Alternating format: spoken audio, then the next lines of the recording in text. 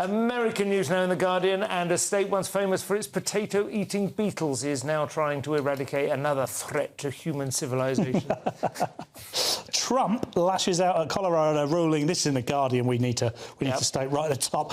Trump lashes out at Colorado ruling, removing him. This has happened. This is not untrue. But some of the way but I mean, when I say things like lashing out, slightly emotive term. Yeah, I would say so. Ruling removing him from the ballot. Predictably, he says, the ex-president took to his social media site to condemn the decision and raise funds. Now, that's why I say this is in The Guardian, because I don't think this quite happened.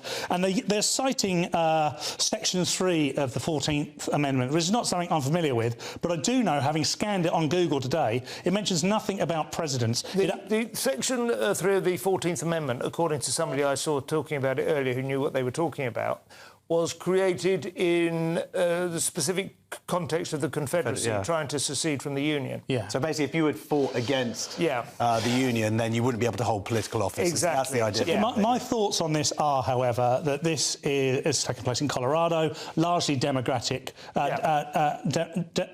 Democratic judges there. Democrats, sorry, they're all Democratic. Yeah. Largely Democrat judges there, and they're ultimately they'll be superseded by the US Supreme Court. Yeah. I think this will be overturned. Which is largely red. Yeah, I think so, and because I just don't think it's right, even if it is Trump, I just don't think it's right that you should be able to say this in a state. Certainly people can be out of at this point in the election cycle, where you can see he's got a significant lead over Biden. Seems interesting. I mean, they are absolutely dancing on a volcano, I think, at the moment. I agree with you. I think they are as well. But I want to point out that this suit was actually brought forward by Republicans. Right. That's number one. OK. So this wasn't a Democratic move. There's horrible little things called facts. The legalities of it seem to be more about not fighting this particular law that we were talking about, the section, but about whether it was a riot or whether it was an insurgency.